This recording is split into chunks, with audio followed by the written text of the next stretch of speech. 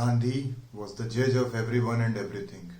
He was the master brain behind the civil disobedience movement, and nobody else could know the technique of that movement. When to start and when to withdraw it, only he knew. The movement might fail or succeed, it might bring untold disasters or political reverses, but that could make no difference to Mahatma's infallibility. A satyagrahi can never fail was his formula for declaring his own infallibility. And except himself, nobody knew what a real satyagrahi is. Thus, the Mahatma became a judge and jury in his own cause.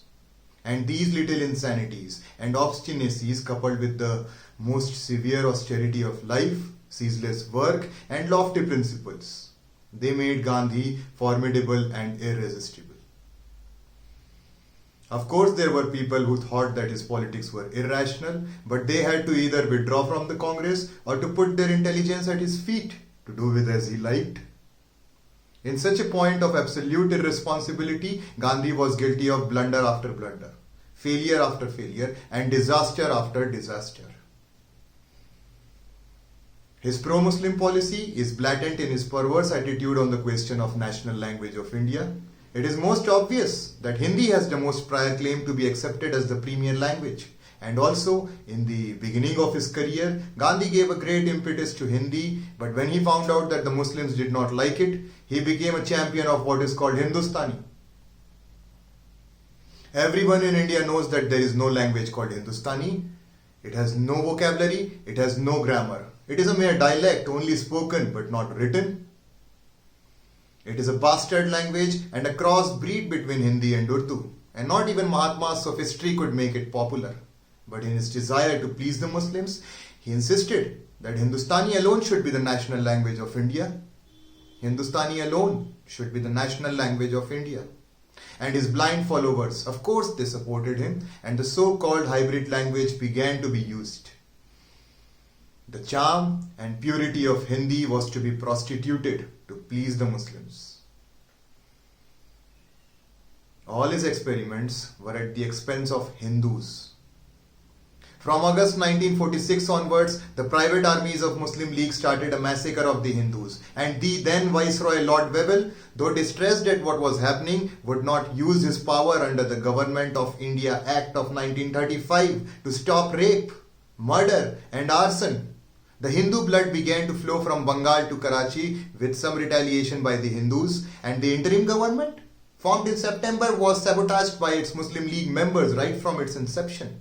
But the more they became treasonable and disloyal to the government of which they were a part, the greater was Gandhi's infatuation towards them. Lord Wavell had to resign because he could not bring about a settlement, and he was succeeded by Lord Mountbatten. King Log was followed by King Stork. And the Congress party, which had boasted of its nationalism and socialism and what not, they secretly accepted Pakistan literally at the point of bayonet and abjectly surrendered to Jinnah. India was vivisected, and 1/3 of the Indian territory became foreign land to us from 1947, August 15. Now Lord Mountbatten came to be described in Congress circles as the greatest viceroy and the Governor General this country ever had. And the date for handing over of power was fixed at June 30, 1948. But Mountbatten, with his ruthless surgery, gave us a gift of vivisected India 10 months in advance. Now I ask, is this what Gandhi has achieved in 30 years of undisputed dictatorship? And the Congress party, it calls it freedom and peaceful transfer of power? No, definitely it is not.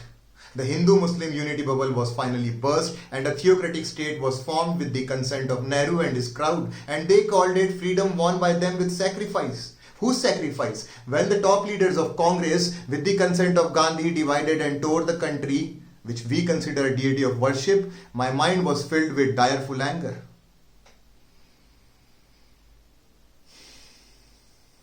Also, one of the conditions imposed by Gandhi for his breaking of fast and to death related to the Delhi mosques being occupied by Hindu refugees. But when Hindus were subjected to violent attacks in Pakistan, he did not so much as utter a single word in protest and censure the Pakistan government or the Muslims concerned.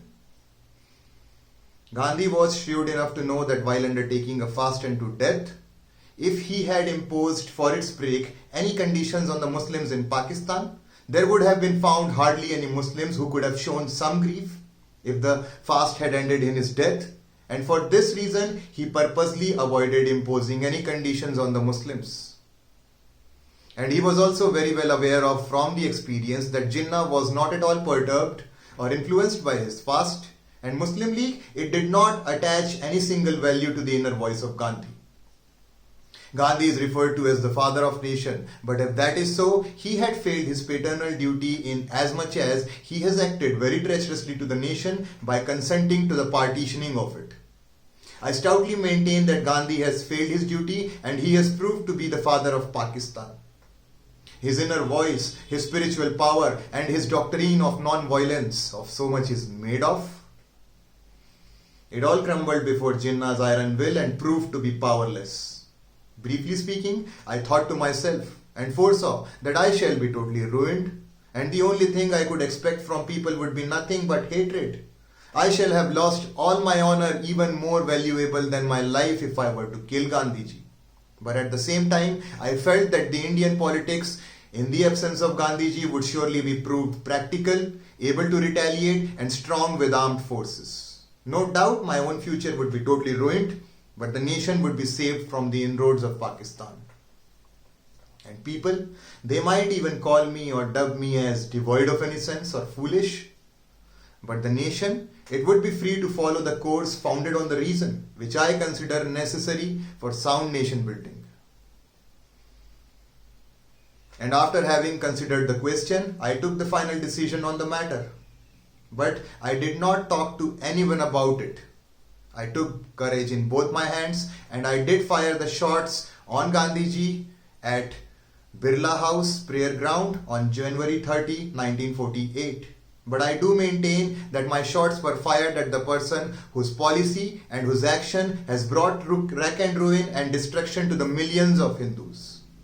And there was no legal machinery available to bring such an offender to the books, and that's why I fired those fatal shots.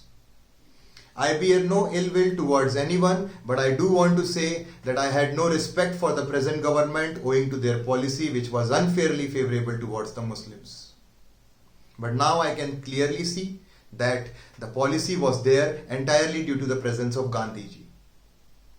I want to add with great regret that Prime Minister Nehru quite forgets that his preachings and his deeds are at times at variances with each other when he talks about India as a nation which is secular, in season and out of season, because he has played the major role in the establishment of theocratic state of Pakistan, and his duty, his job was made easier by Gandhi's persistent policy of appeasement towards the Muslims.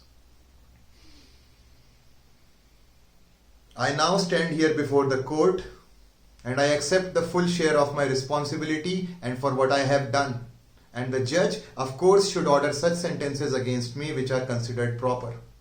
But I do want to add that I don't want any mercy to be shown to me, nor do I expect from anyone to beg for mercy on my behalf. Because the moral side of my action has not been shaken, even by the criticism levelled against it from all sides. From all sides. And I do believe that the honest writers of history would weigh my act, and they will also find the truth someday in future.